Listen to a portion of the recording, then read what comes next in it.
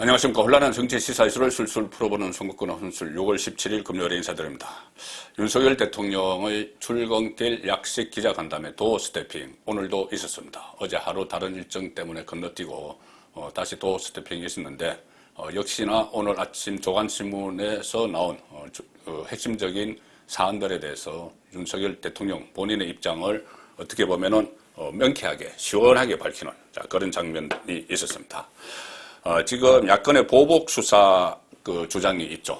문재인 전 대통령 그리고 이재명 전 대선 후보 주변에 대한 수사가 본격화됐는데 거기에 대해서 이재명, 우상호 선대위원장이 정치보복이다 이렇게 강하게 이 정치보복 프레임을 걸고 있습니다. 여기에 대해서 윤석열 대통령이 이렇게 이야기합니다. 정상적인 사법 시스템을 정치 논쟁화하는 것은 바람직하지 않다 이렇게 이야기합니다. 그리고 또 민주당 정부 때는 안 했습니까? 이렇게 이야기를 하고 정권 교체가 되고 나면 형사사건 수사라고 하는 건 과거의 일을 수사하지 미래의 일을 수사할 수는 없지 않느냐. 과거 일부터 수사가 이루어지고 좀 지나가면 현 정부 일도 수사가 이루어지고 하는 것이다. 이 이야기를 들으니 윤석열 대통령이 처음에 서울중앙지검장으로 문재인 정부 때 발탁하고 나서 과거 정부 수사를 했죠. 왜냐하면은 살아있는 권력일 때는 하지 못했기 때문에 이 윤석열 대통령 입장이 그렇다는 겁니다. 그리고 그것을 다 하고 나서는 지금 권력, 지금 정부, 현 정부 일 수사를 했죠. 그러니까 문재인 정권의 살아있는 권력을 수사를 하다가 결과가 지금 이렇게까지 온 겁니다. 그 이야기를 다시 하는 그런 입장을 보였다 이렇게 볼 수가 있습니다. 그리고 서해상 우리 공무원 피살 사건 어제 새로운 사실이 확인이 됐죠. 거기에 대한 입장도 있었고 최근에 논쟁이 되는 것이 한상혁 방송통신위원장, 전현희 국민권익위원장 이런 이 문재인 정권 때 요직에 임명해놨던 사람들 임기가 남았는데 이 사람들이 스스로 알아서 물러나야지 윤석열 정부와 같이 하는 이념과 성향을 같이 하는 사람들이 들어가서 손발을 맞출 것 아니냐 이런 지적이 많이 나오지만 이 사람들은 버티고 있죠. 자, 거기에 대해서 질문을 하니 윤석열 대통령은 임기가 있겠지만 있으나 알아서 좀 판단할 문제다 이렇게 이야기를 했습니다. 알아서 나가주는 것이 온당하지 않느냐 그런 이야기죠. 윤석열 대통령이 이렇게 민주당이 주장하는 정치보복 프레임 여기에 대해서 반박을 한 것은 후보 시절에 윤석열 대통령이 대선 후보 시절에 했던 이야기 적폐수사 당연히 해야 되는 것 아니냐 언론 인터뷰에서 그렇게 이야기를 했죠. 그 기조입니다. 그런 기조의 연장선상에서 오늘 정치보복에 대한 반박을 했습니다. 정치보복 주장에 대한 반박을 한 것이죠. 자, 민주당이 지금 정치보복이라고 주장을 하는 것은 크게 두 가지죠. 지금 초반전인데 아직. 첫 번째는 문재인 전 대통령을 둘러싼 겨냥한 블랙리스트 의혹입니다. 블랙리스트, 산업부 블랙리스트. 그리고 두 번째는 이재명 전 대선 후보가 중심에 있는 대장동 그리고 복현동 특혜 의혹 사건이죠. 자, 문재인을 겨냥한 블랙리스트 이것은 검찰이 배궁규 당시 산업통상자원부 장관에 대해서 구속영장을 신청을 했지만 법원이 일단 기각을 했습니다. 그런데 검찰은 혐의가 이미 소명이 다 됐다. 자신감을 보이고 있고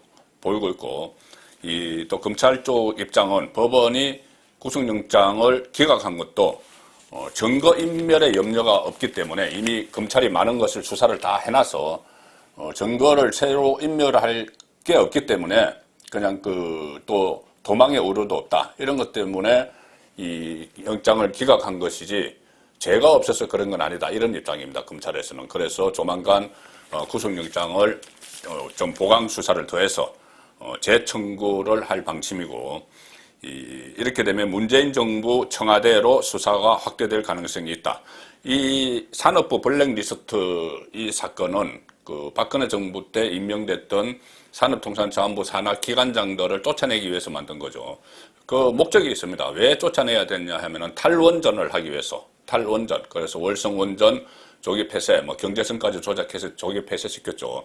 그 사건으로 배궁규 전 장관은 별도로 재판을 받고 있습니다. 그럼 두 가지가 연결된 거죠. 탈원전과 이 블랙리스트 이것이 연결된 겁니다. 그러니 일종의 그 탈원전 정책, 이 문재인 대통령이 뭐 영화 한 편 보고 뭐 서둘러서 만들었다는 것, 뭐 어설픈 환경론자들 말을 듣고, 자, 그 과정을 지금 수사를 하고 재판을 하고 있는 상황인데, 이것을 이 정치 보복이다 이렇게 몰아붙이는 것이죠, 민주당에서. 자, 이재명은 지금 대장동 관련해서도 여러 가지 새로운 의혹들이 나오고 있는데, 또 같은 성남시에 있는 백현동 이 특혜 의혹에 대해서도 또 이재명의 앞날이 막히고 있습니다. 경향신문 보시면은 이재명 8월 전당대회 가는 길에 백현동 고개가 나타났다. 대장동도 대장동이고 또 백현동까지, 이것도 뭐 대선 과정에서 문제가 됐던 건데 검찰 수사가 굉장히 백현동 쪽에 빨라지고 있습니다. 이것은 지금 경찰 수사죠. 경찰이 압수수색을 했습니다. 성남시청을 백현동 특혜 의혹 관련해서. 윤석열 정부 출범 후에 본격화한 검경수사, 검찰과 경찰 수사가 이재명 민주당 의원의 행보에 변수로 떠올랐다. 경향신문 기사입니다. 경찰이 어제 성남시 분당구에 있는 백현동 아파트 개발 사업 의혹 수사를 위해서 성남시청을 압수수색을 했습니다. 그리고 이것 외에 검경은 대장동 개발 특혜, 변호사비 대납, 성남FC 후원금, 이재명 의원 배우자 김혜경 씨 법인카드 유용, 이 관련 수사도 지금 진행을 하고 있죠. 그래서 일부 비이재명계 의원들은 지금 8월 전당대회 출마를 만약에 이재명이 하게 되면은 이재명 개인의 사법 리스크를 당이 다 떠안을 수 있다 이렇게 하면서 출마하지 말아야 된다. 이 또 그 공격의 명분으로 삼고 있죠. 이런 상황에서 우상호는 민주당 비대위원장이죠. 우상호 비대위원장은 문재인 정부 윗선 수사와 이재명 의원 백현동 압수수색에 들어간 것은 철저한 기획수사다. 그러면서 윤석열 정부가 보복 수사를 하고 있다. 이렇게 주장을 합니다. 이재명 본인도 뭐 사법살인 기도 뭐 이렇게 이야기를 하면서 정치 보복 프레임을 설치하고 있죠. 지지층들을 끌어모아서 우리가 잘못한 게 없는데 정치 보복을 당한다. 이 주장을 하기 위한 겁니다. 자, 여기에 대해서 한동훈 법무부 장관이 어제 아주 강한 입장을 내놨습니다. 오늘 윤석열 대통령의 도어스태핑 발언과 별 큰 그 줄기가 같은 건데, 자, 한국일보 보시면은 이재명 전방위 수사 압박 그 옆에 한동훈의 코멘트가 들어가 있습니다. 한동훈 법무부 장관 어제 한 행사장에 갔다가 기자들과 만났는데, 아니 이것은 중대한 범죄를 수사하는 건데 이걸 왜 정치 보복이라고 하느냐. 사실 이 정치 보복이라고 하면은 한동훈이 피해자죠. 문재인 정권 때 권력 수사를 하다가 4번이나 자천당했던 그런 것이 정치 보복이죠. 이렇게 이야기합니다. 정치 보복으로 야당이 규정을 하는데, 중대한 범죄를 수사하는 것을 정치 보복이라고 부르는 것에 상식적인 많은 국민들은 전혀 동의하지 않을 것이다. 이렇게 반박을 했습니다. 검찰과 경찰은 중대 범죄를 제대로 수사하라고 국민 세금으로 월급을 받는다. 그 누구도 법 위에 있을 수 없다고 생각한다. 중대 범죄를 제대로 수사 안 하면은 월급값을 못 한다. 제대로 수사해야 된다. 그걸 왜 정치 보복이라고 하느냐. 그런 그 반박입니다. 자, 문재인 정부는 여러 가지 이런 의혹 사건들, 뭐 월성 또 울산시장 선거, 울전 개입, 유재수 감찰 무마, 조국 사태 상당히 많죠. 그런 것 외에도 정책적인 측면에서도 실책을 많이 했습니다. 대표적인 게 경제정책과 대북정책이죠. 자, 어제 이 윤석열 정부에서 이 경제정책, 대북정책 두 가지 큰 정책을 180도 선회시키는 상징적인 일이 2개가 있었습니다. 그 중에 하나는 지금까지 문재인 정권이 소득 주도 성장 이렇게 이야기를 해왔는데 이 소주성 이렇게 했죠. 그런데 이것을 완전히 바꿔서 민간 주도 성장으로 바꾸는 조치가 어제 있었습니다. 민주성, 소주성이 민주성, 민간 주도 성장이 됐다. 자, 조선일보 일면 톱입니다. 법인세 22%로 인하하고 원래 법인세 최고 세율이 25%였죠. 그것을 22%로 인하하고 종부세, 종합부동산세 1주택자는 14억 원까지는 면제한다. 자, 이런 굵직굵직한 경제 기조 방향이 어제 발표가 됐습니다. 그래서 이 정부가 기업이다 이런 그 말들이 어제 오갔고 이제는 민주성 시대다 이런 말들이 나왔습니다. 자, 또 하나는 대북 정책, 서해 공무원 피살 사건 여기에 대한 의혹들을 어제 풀었죠. 2020년 9월 22일에 발생을 했는데 서해 공무원 피살 사건. 그 전날 2020년 9월 21일에 소연평도 그 인근 해상에서 어업 지도선에 타고 있던 40대 남성 해양수산부 소속 공무원 한 명이 실종이 됐죠. 그 다음 날 북한군 단속정이 표류하던 그 공무원을 사살을 한 데 불태워버렸죠. 그때 이 문재인 정권에서는 상당히 의문스러운 조사 결과들을 막 발표를 했습니다. 자진월복했다고 이렇게 또 이야기를 했었죠. 자진월복했다고 이야기를 했었는데 어제 이 경찰, 그 해경과 이 정부가 그것을 뒤집었습니다. 자, 중앙일보 8면을 보시면은 그 대통령실에서는 확인도 되지 않은 자진월북, 당시 문재인 정부 의도를 밝혀야 된다.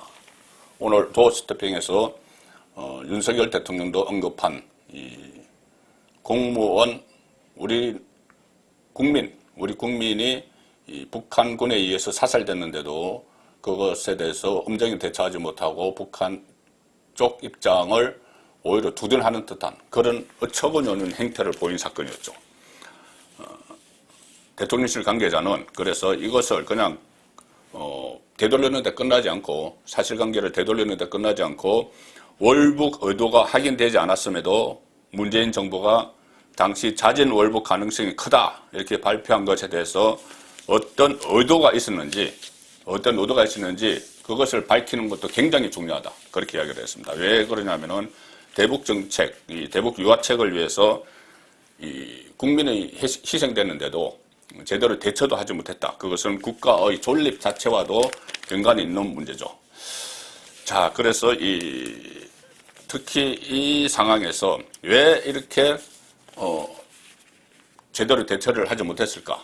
그때 당시 문재인 대통령은 종전선언에 목을 메고 있었습니다. 그리고 종전선언에 대한 국제사회의 지지를 이끌기 위해서 유엔 총회 영상 성명을 발표를 했는데 거기서 영상으로 연설을 했는데 이 사건이 발생한 그 시점에 그 무렵에도 그것을 중단하지 않고 종전선언을 국제사회에 호소하는 그런 영상을 유엔 연설이죠. 그것을 내보냈습니다. 중단을 안 했습니다. 그래서 결국은 이렇게 은폐를 한 것도 종전선언에 목을 맸던 그때 상황과 관련이 있지 않느냐. 자, 이런 분석이 나오기 때문에 이 문제를 더 구체적으로 파헤쳐야 된다. 그런 강한 요구가 나오는 겁니다. 조금 전에 말씀드린 대로 민주당에는 이재명 리스크가 있죠. 자, 국민의힘에는 이준석 리스크가 여전히 있습니다. 당대표의 리스크. 성접대 의혹 사건으로 지금 윤리위 징계를 앞두고 있는데 그동안 윤리위원장 이항희 교수가 해외에 개인적인 사정으로 해외에 체류하고 있어서 윤리위가 안 열린 측면이 있습니다. 그런데 이항희 교수가 귀국을 했습니다. 어제 귀국을 했기 때문에 지금 이준석 징계안이 기습적으로 처리될 수 있다. 기습적으로 당대표직에서 쫓겨날 수 있다. 이런 말이 정가에 지금 나돌기 시작했습니다.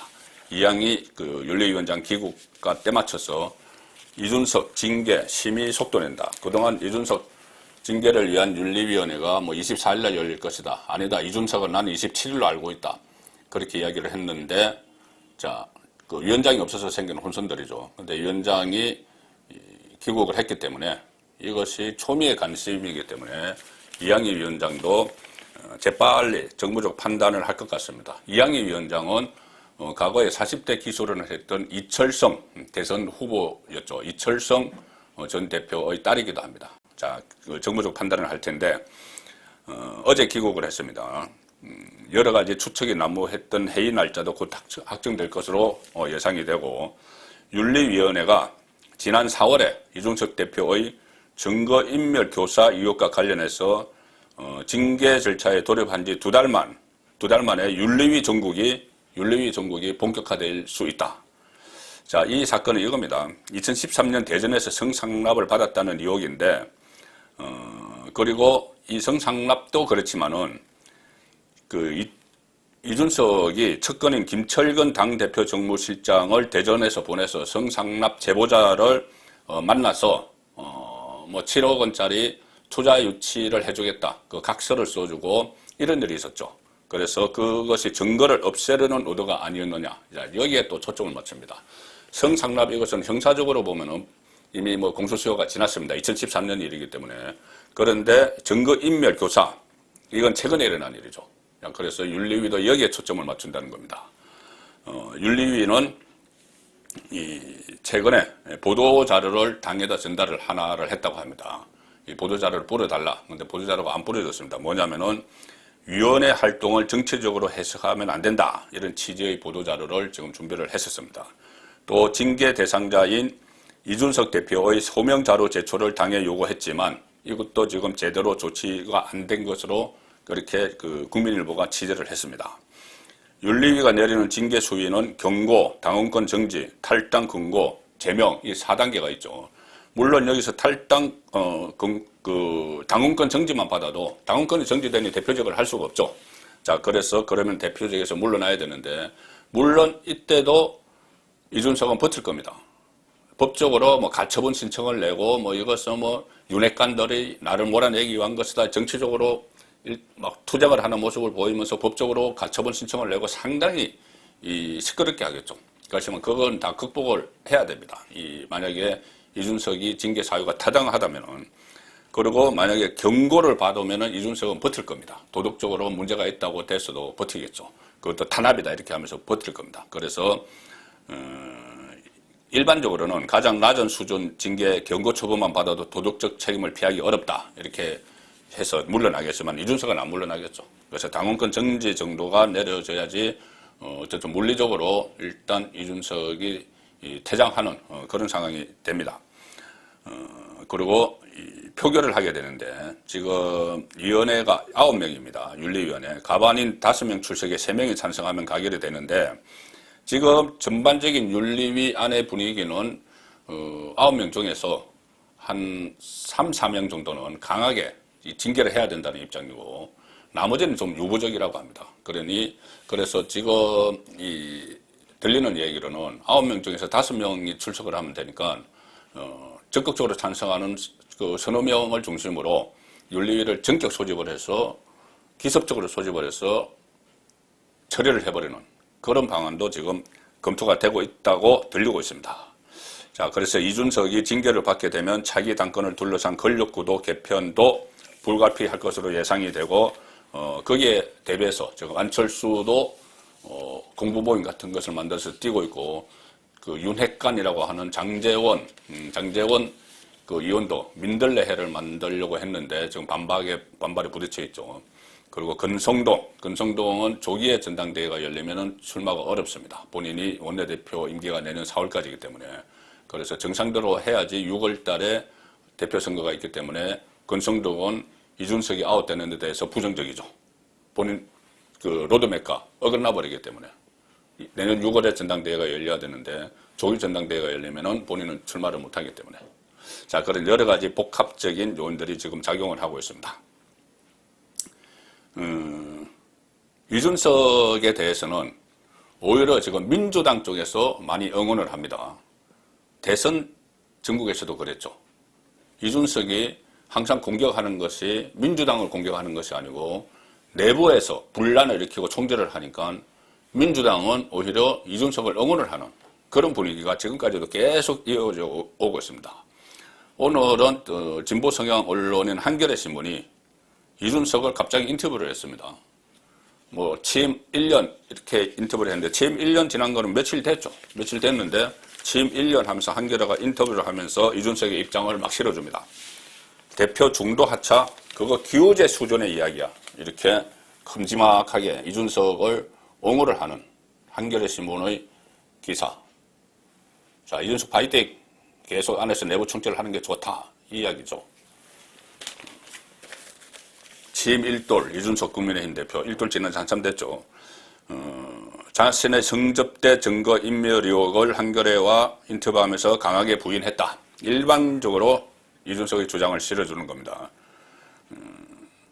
당윤리위원회 심사에 올라있는 이 의혹은 연성한 당대표의 입지를 흔드는 근원이다. 연성한 대통령 선거와 지방선거를 승리로 이끈 이준석을 흔드는 근원일 뿐이다.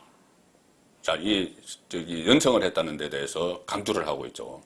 오히려 이준석 때문에 대선에서 질 뻔했고 안철수와의 단일화를 했기 때문에 이번에 지방선거에서도 경기도 같은데 또 계양을 같은 데는 패인이 이준석에게 많이 있습니다. 근데 어쨌든 민주당이 워낙 못했기 때문에 그 선거를 다 이길 수 있었는데 어쨌든 이준석이 당대표라고 입지를 흔든다. 이렇게 이야기를 하죠. 대표직 자진 사퇴설, 친윤계를 중심으로 좀 나오고 있습니다. 윤리위에 가서 망신을 당하기 전에 대표직을 물러날 거다. 이런 자진 사퇴할 거라는 이야기도 나오는데 여기에 대해서 이준석은 단 한 번도 생각해 본 적도 상의해 본 적도 없다. 이거야말로 기우제 수준의 이야기다. 비하와라 그 수준의 이야기다. 이런 거죠. 그리고 뭐 여러 가지 자기 변명을 막 했는데 민들레 모임 만드는 친윤 쪽 움직임에도 경고를 했다. 자, 한겨레 기사입니다. 이준석은 이렇게 이야기했다고 합니다. 세상이 항상 본인들이 꿈꾸는 대로 돌아가는 건 아니다.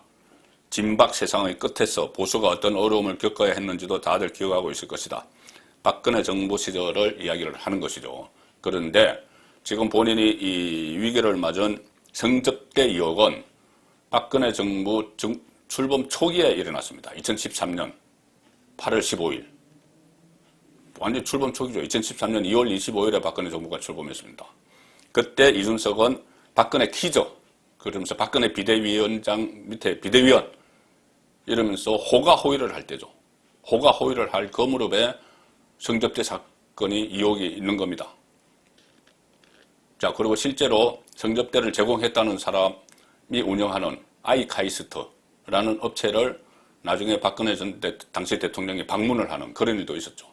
자, 그런데 본인은 박근혜 정부 초기에 그렇게 호가호위하고 성접대 의혹까지 받고 있으면서 나중에는 이 탄핵에 유승민을 따라서 탄핵에 찬성을 하고 또 지금은 뭐 진박 세상의 끝에서 보수가 어떤 어려움을 겪어야 했는지 다들 기억하고 있을 것이다.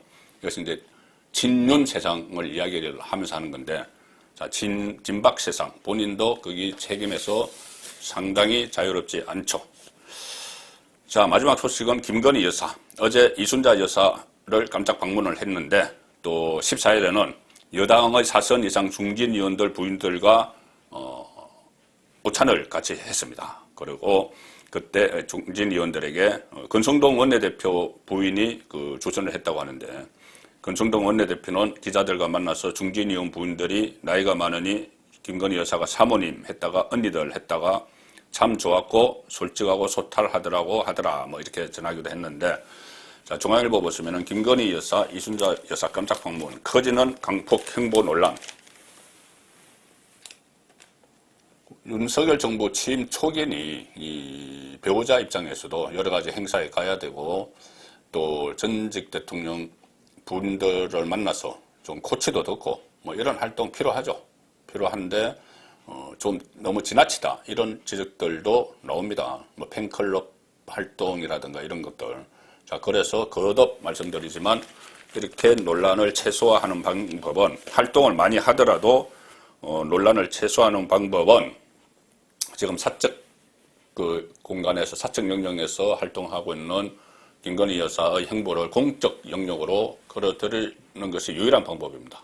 그러자면은 뭐 대선 공약에서 좀 차질이 있더라도 이 부속실을 부활하거나 아니면 새로운 뭐 배우자 팀을 만들거나 그런 제도적 손질이 필요한 시점이 됐습니다. 6월 17일 보내드린 조간딱풀이었습니다.